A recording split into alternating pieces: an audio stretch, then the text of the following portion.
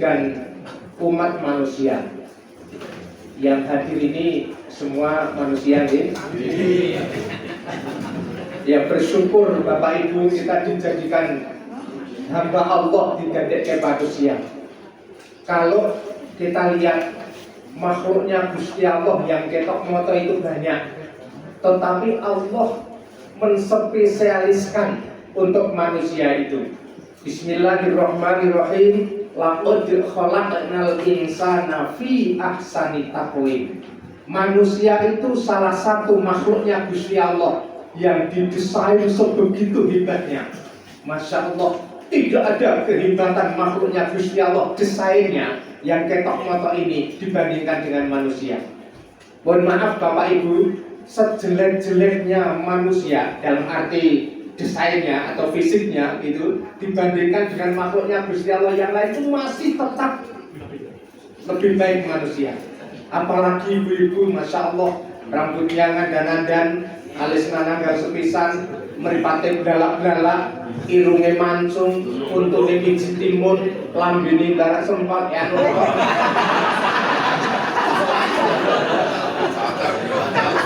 Lendehane ya. Janggute nawon mondok, gulune gulu banyak, anune ngambil gading, bakeane nawon pemit, bokonge nongkos tugelan punapor persnel. Habis-habisan ini tidak ada yang desainnya itu kayak manusia. Tetapi nuwun sewu, jangan kemudian kita euforia didesain oleh Allah dengan sebaik ini. Masih ada tanggung jawab besar. Summa radadnahu asfala safilin. Hanya manusialah yang akan dikembalikan ke tempat yang jelek, yaitu neraka. Na'udzubillah min dzalik. Saya sering matur Bapak Ibu, makhluknya Gusti Allah yang ketok moto ini dikelompokkan menjadi 3 kelompok besar. Yang pertama, urip, hidup, tapi tidak punya hawa nafsu dan tidak punya akal. Kira-kira apa itu? Urip, orang duwe hawa nafsu, orang duwe akal. Tumbuh-tumbuhan Pak. Wit jati, wit kambil, coba lihat. Wit jati itu dilendeti wong ayu meneng bae. Belum pernah ada cerita wit kambil dilendeti wong ayu terus ngolek-ngolek. Beda mungkin dengan Pak Babil ya.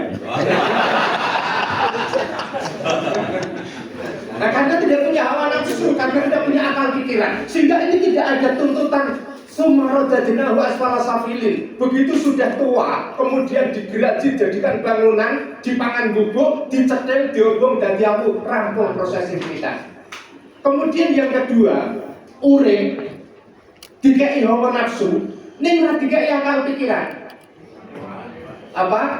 Hewan. Nah kita semuanya kalau dulu diciptakan oleh Gusti Allah itu jadi hewan, mohon maaf misalkan jadi wedhus gitu kira-kira sudah dibeleh Pak dulu itu ya. Hewan kan dibeleh untuk korban kan umurnya hanya 2 tahun, 2,5 tahun dan seterusnya. Kita semuanya sudah lebih dari 2 tahun semuanya, betul ya Bu ya? Ibu-ibu sudah ada 17 tahun kan ya? Sudah dulu-dulu. Untung jadi manusia, gitulah. Jadi tidak diberikan akal pikiran, ning digawani hawa nafsu. Ya butuh turu mangan, punya anak dan lain sebagainya. Tapi belum pernah dengar ada anak kambing stunting. Ya. Jadi ada manusia, kira-kira seperti itu. Dan ini pun nanti tidak dituntut oleh Gusti Allah untuk kembali ke tempat yang jelek. Karena begitu disembelih, jadikan sate, didahar, dimakan, selesai prosesnya kambing. Jadi tidak ada orang desa dan nyebut almarhum wedhus gembel, nggak ada. Nah, kemudian yang ketiga, kelompok ketiga ini adalah urip, dikei hawa nafsu, dikei akal pikiran. Masya Allah, siapa dia? Kelompoknya manusia. Ini loh Pak. Jadi desainnya kita ini luar biasa, tetapi dimanjakan oleh Allah juga luar biasa. Ya, kita sama-sama, mohon maaf coba lihat, sama-sama diberikan mulut. Kambing ada mulut, sapi lembu ada mulut, manusia juga dikasih mulut. Tetapi mulutnya kambing itu hanya bisa untuk bersuara 1 kalimat. Apa?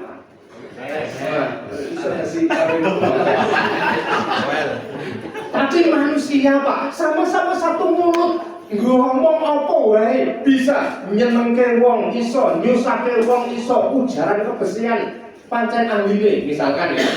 Jadi ini untuk menjadi ramai mulut kita, ngomong apa saja bisa.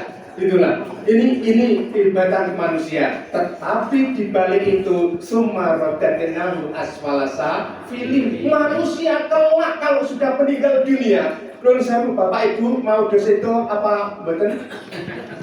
Semua yang sudah ada hidup ini Pak, semuanya akan mati. Penjenengan semuanya akan sedo. Pulau niki larak mati. Mau waktu kapan manusia tidak ada yang tahu. Bu, jenengan disek pulau keri, utawa suwalike pulau keri jenengan. Itu kan urusan sana Pak, bukan urusan manusia, gitu kan? Orang hidup mati itu urusannya Gusti Allah sana. Kita berdoa saja semoga diberikan panjang umur yang manfaat. Allahumma amin. Bekerja yang terbaiklah untuk bangsa dan negara. Insya Allah diridhoi oleh Allah Subhanahu Wa Taala. Yang akan dikembalikan ke sana, ya, ke tempat yang yang jelek itu adalah orang-orang yang ilang lazina amanu wa amilus sholihat, kecuali orang-orang yang beriman dan beramal soleh, belum ngaji, mau menyantuni orang-orang yang membutuhkan, kemudian mau berinfak, mau beribadah, ini akan dikembalikan ke tempat yang terbaik, yaitu swargane Allah Subhanahu Wa Taala. Salah satu termasuknya adalah kelompok pengajian di tingkat Kabupaten Wonosari ini. Loh, ini kan ngendikannya Gusti Allah dalam Al-Quran Pak, tidak bisa dibantah lagi bahwa besok di alam akhirat itu manusia akan dikelompokkan menjadi dua kelompok besar.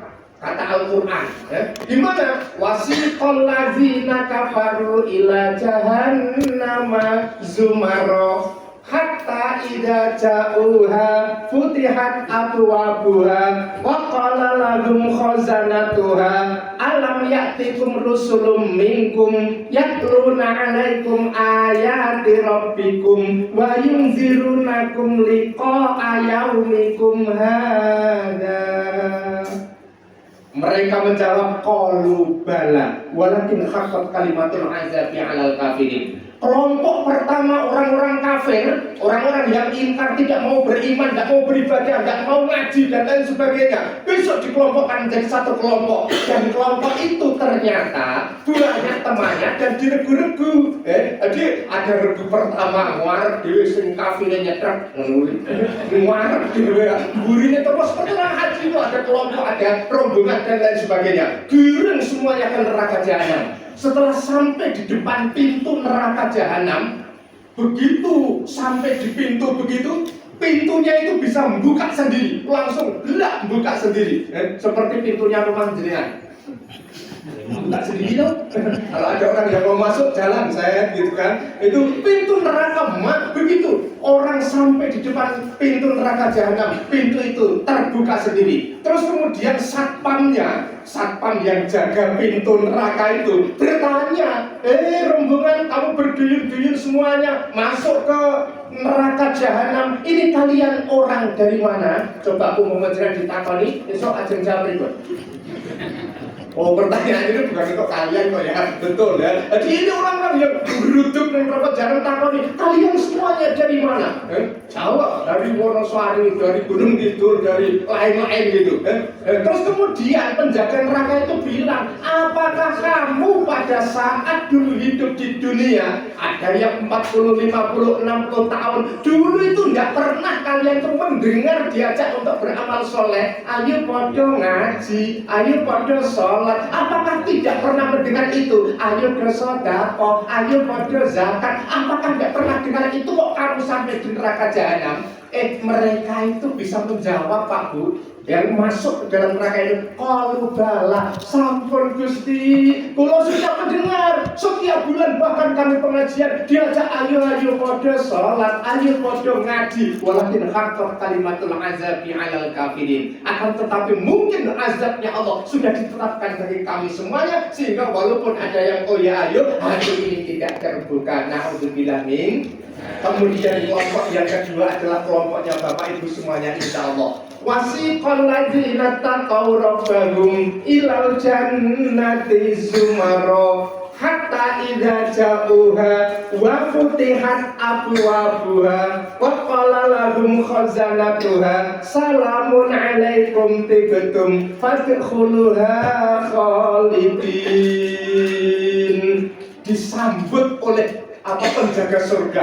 Kelompok yang kedua adalah orang-orang yang bertakwa kepada Allah, digiring di kelompok, diantarkan ke surga. Ilal jannati zumaro, bergelombang-gelombang juga, berkelompok-kelompok juga, berombongan-rombongan juga. Setelah sampai di depan pintu surga, penjaganya itu bertanya, bukan bertanya seperti di neraka tadi, tapi memberikan ucapan salam. Salamun alaikum tibtum fadkhuluha khalidin. Wahai kelompok Kapan Wonosari misalkan, selamat datang di surganya Gusti Allah. Ada salam kesejahteraan untuk kalian semuanya. Fadkhuluha khalidin. Monggo silakan masuk ke dalam surga, menikmati apapun yang ada di dalam surga. Maka surga itu adalah tempat yang nikmat, diberikan oleh kepada orang yang takwa dan beriman. Katanya apapun di surga, apapun yang ada di dunia, kenikmatan makanan dan lain sebagainya, besok ada di surga. Dengan semuanya di dunia pernah ngunjuk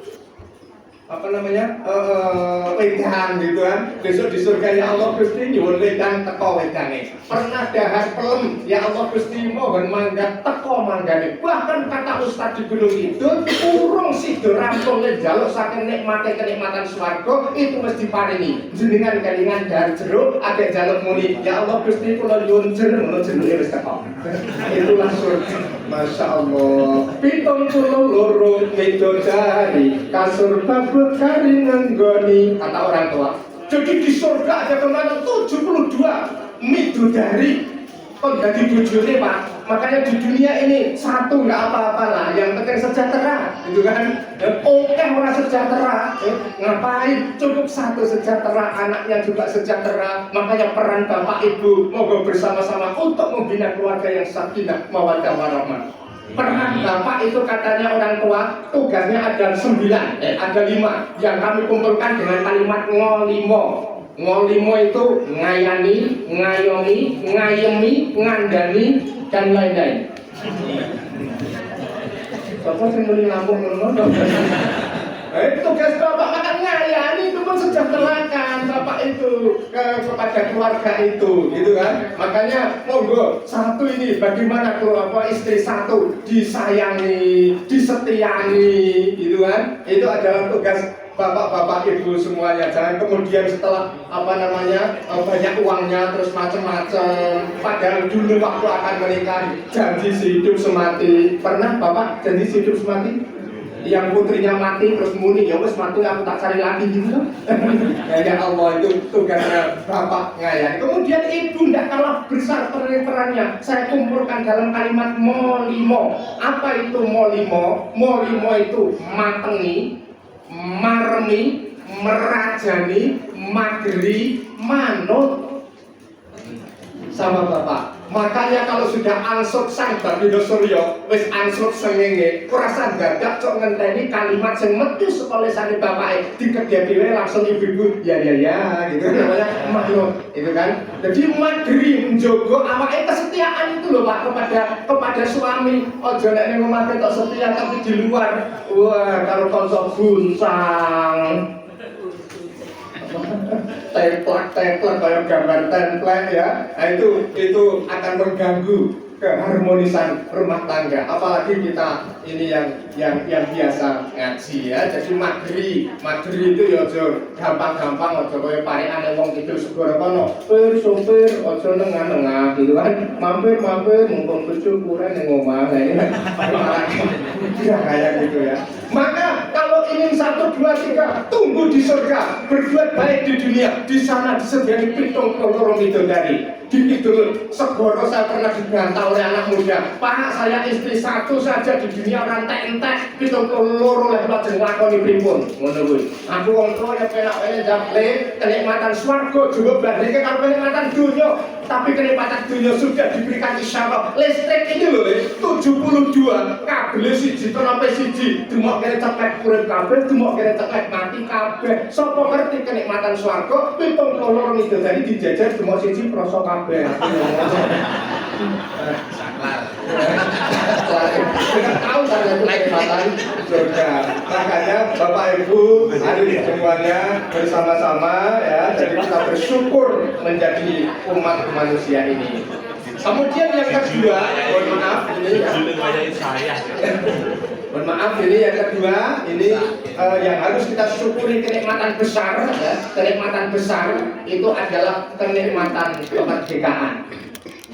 Baru saja euforia gegap gempita kita memperingati hari ulang tahun kemerdekaan Republik Indonesia. Bahkan sampai saat ini masih banyak bendera-bendera di pinggir jalan yang belum diturunkan. Betul ya Pak ya? Karena kegembiraan kita memperingati hari ulang tahun kemerdekaan. Mengapa kemerdekaan ini harus kita syukuri Bapak Ibu? Masya Allah, kalau kita berada di negara konflik, negara perang Pak, seperti Palestina yang sampai saat ini belum reda, kita ngeri Pak. Sebulan yang lalu saya ngerti dengan mata kepala saya sendiri penderitaannya orang di medan perang. Saya ngerti dengan mata kepala saya sendiri Pak. Berita memberitakan konflik yang tidak ada habisnya. Ya Allah, penderitaan. Kalau hanya sekedar stunting itu, kalau dibandingkan dengan penderitaan di konflik perang sana, itu nggak ada apa-apanya. Anak-anak kecil pada menangis berderet air mata mencari orang tuanya, tidak ngerti di mana letaknya. Masya Allah, hancur lebur berantakan. Indonesia merdeka. Masya Allah, yang harus disyukuri dengan kalimat Alhamdulillah. Kita tidak pernah ikut perang Pak. Kita hanya menempati negara yang sudah merdeka seperti ini, mengkondomisi dengan isian yang baik. Kalau kita mendengarkan sejarah informasi kenapa Indonesia merdeka yang harus disyukuri, yang pertama alasannya karena seperti kalau dibayangkan akal Pak, koyo-koyo ki bangsa Indonesia dulu, para pahlawan pendahulu menghadapi penjajah ki koyo-koyo orang mungkin menang, gitu loh. Kenapa? Masalahnya para penjajah dengan membawa senjata yang lengkap, alutsista yang lengkap, ada bom, ada pistol, bedil, meriam dan lain sebagainya. Indonesia pada saat itu belum punya Pak. Jangankan meriam, duwene lagi mariam. Leng lawan itu loh, menghadapi penjajah tidak dengan senjata yang macam-macam, hanya dengan lincipan pring. Coba, apakah akal kita berbunyi Pak? Lincipan pring go ngadepi bom kok menang? Itulah. Berarti di balik itu yang tidak mereka ketahui ada campur tangan Allah Subhanahu wa Ta'ala. Pertolongan Gusti Allah, Masya Allah. Tidak percaya Bapak Ibu, di Ponegoro, non saya Pak, Babin ya nanti kalau salah. Di Ponegoro itu mimpin perang, tidak kok nunggang mobil baja, plat baja, tidak kok dengan bom, enggak. Numpak jaran, senjatanya keris. Kerisnya dilepas, bismillah, Allahu Akbar.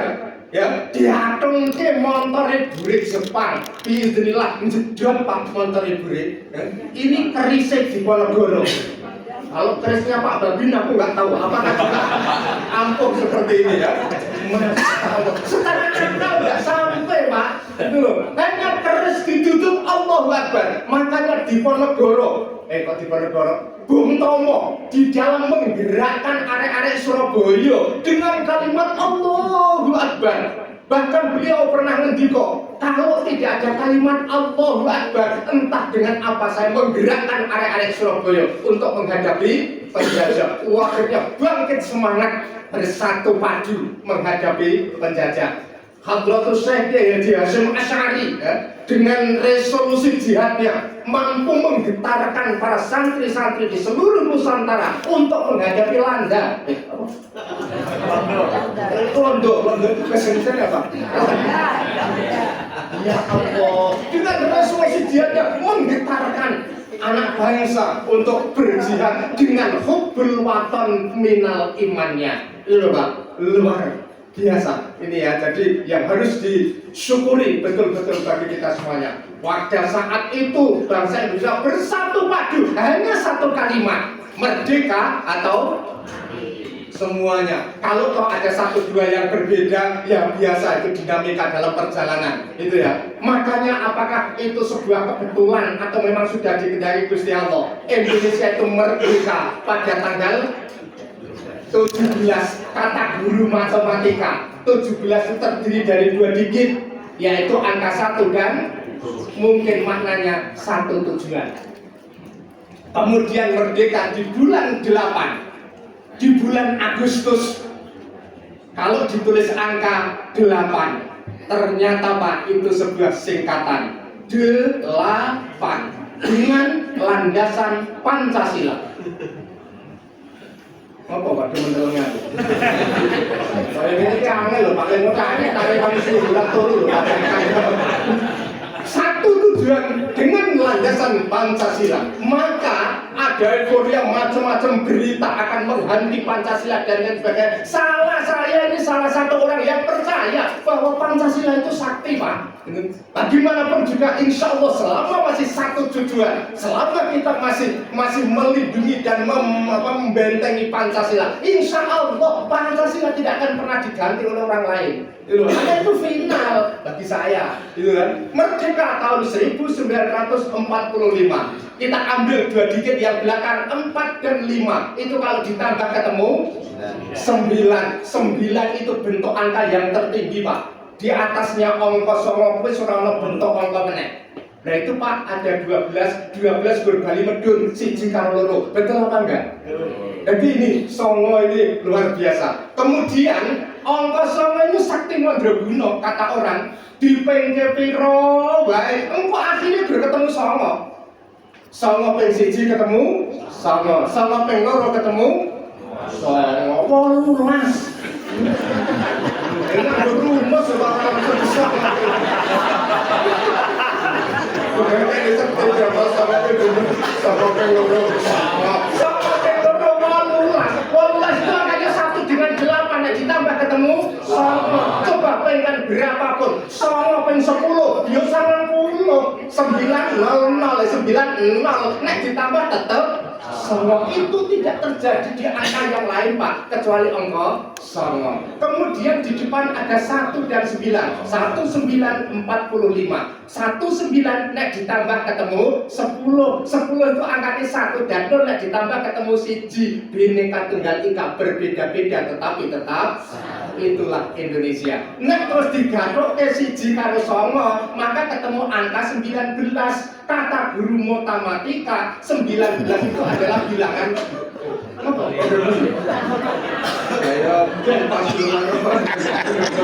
Angka 19 itu katanya bilangan prima, tidak akan pernah bisa dibagi kecuali dengan angka 19 itu saja. Pak.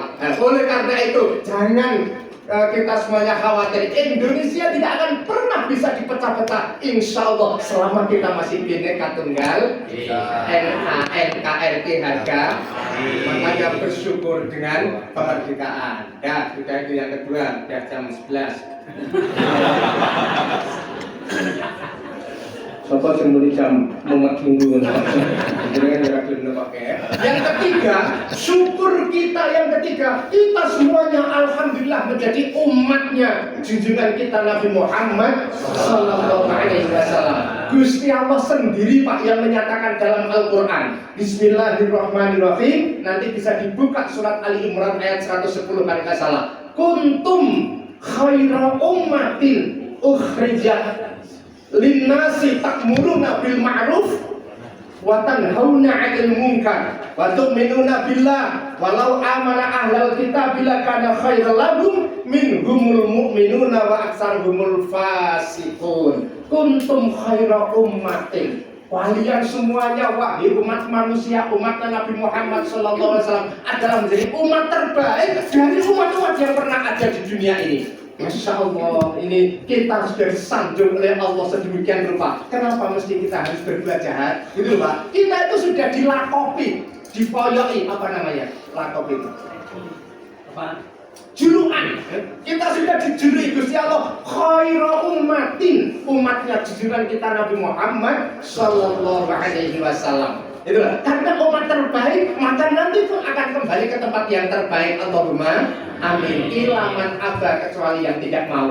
Itu ya, kita kecuali yang tidak mau untuk kembali ke sana. Untung khairu ummatin ukhrijat linnas yang pernah ada.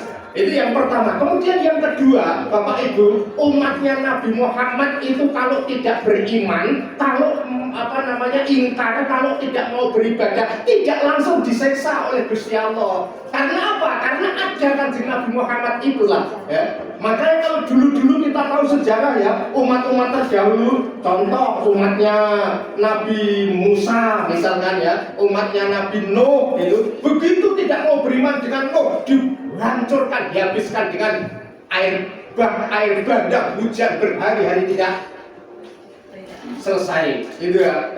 Termasuk anaknya Nabi Nuh dan istrinya itu tidak mau tidak mau beriman pada Nabi Nuh itu, akhirnya masuk dalam air bah itu. Anaknya yang namanya Kan'an ya, itu Nabi Musa sudah mengajak, ayo nak, ini akan banjir besar nak, naik ke dalam perahu. Itu sejarahnya panjang ya. Jadi memanggil anak-anaknya bunayyar kam ma'ana, gitu kan. Sejarahnya setelah Nabi Nuh dan umatnya yang mau beriman itu masuk ke dalam perahu, Nabi Nuh mencari-cari, anaknya nggak ada, gitu kan. Terus ditanya-tanyakan, anakku mana, siapa yang ngerti Kan'an, gitu kan. Semua yang naik di perahu itu nggak ada yang tahu. Kemudian Nabi Musa naik ke perahu yang atas, melihat anaknya ternyata masih ada di bawah sana bersama orang-orang yang jahat, bersama orang-orang yang tidak beriman, bersama orang-orang kafir. Kemudian naluri orang tua sebagai seorang ayah sangat mencintai anaknya, tidak tega kalau anaknya termasuk yang kena siksa Gusti Allah itu. Dipanggil dari kejauhan, ya bunayyar kam ma'ana, kan? Itu kan dialog orang memanggil orang ya, jadi walaupun itu tulisan Al-Quran. Kemudian lemoco itu ya bunayyar kam ma'ana, yang tuh yang dengar yang gitu kan. Ya bunayyar kam ma'ana, anakku naiklah bersamaku, kan?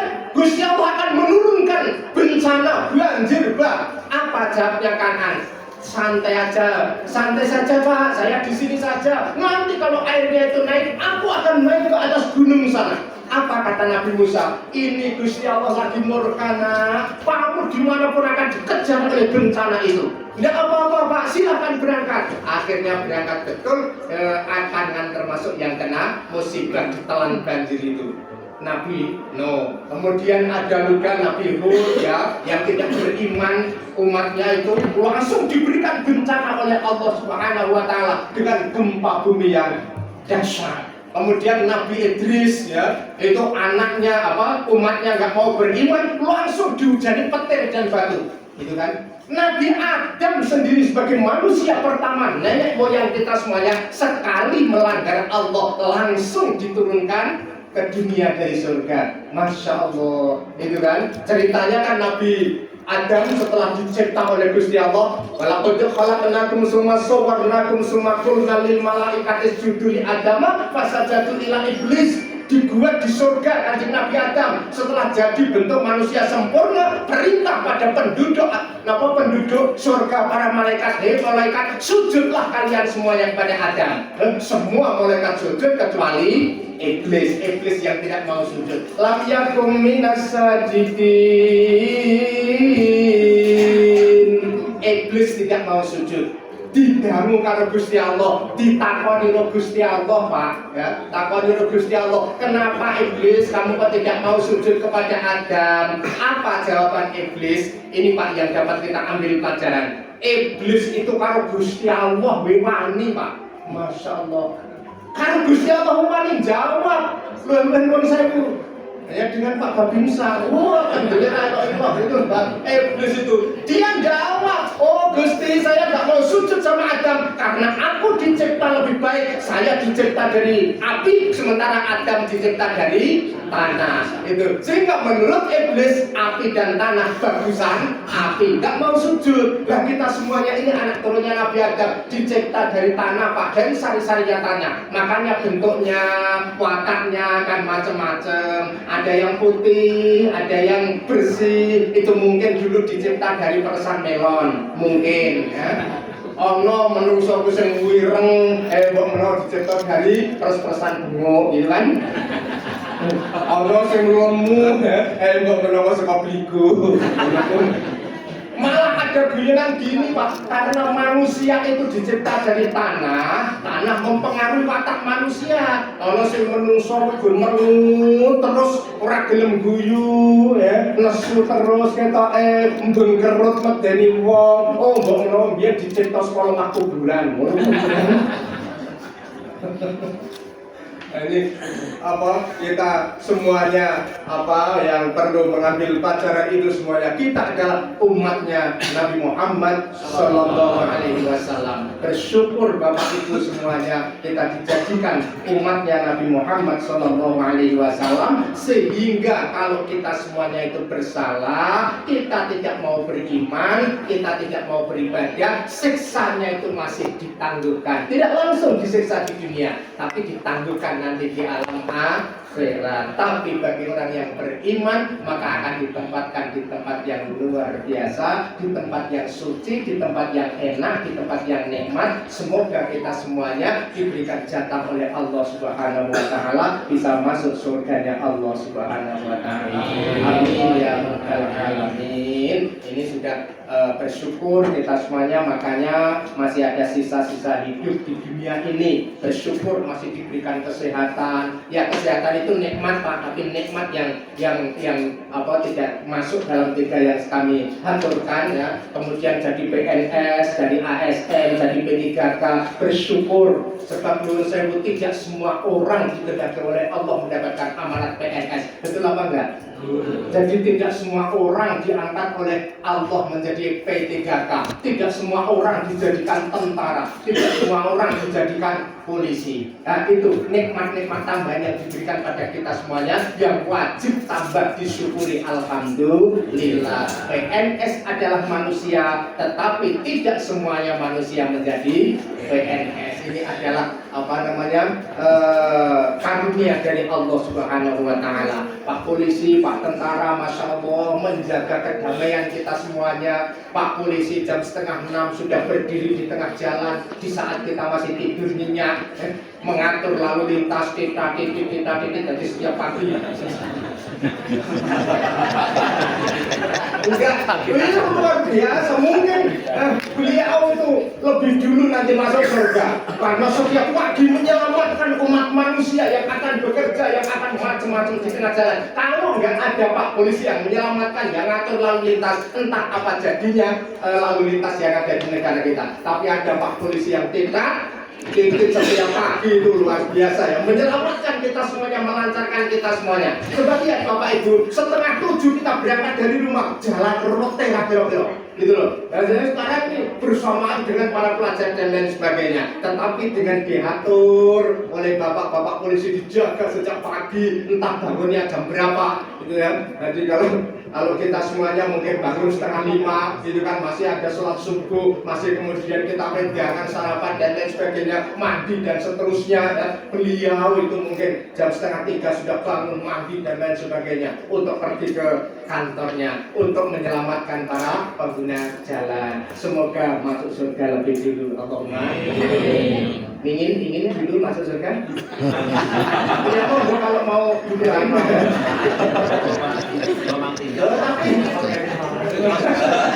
tapi mereka ngerti ganjaran, terus ngerti ibadah, itu sapa sing ngerti, sapa sing ngerti.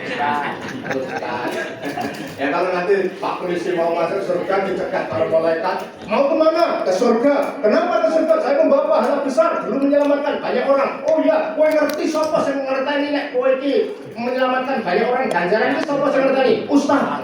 Lah iki ustazmu terus ngomong dunya, ya wis panjang suwe. Ngono.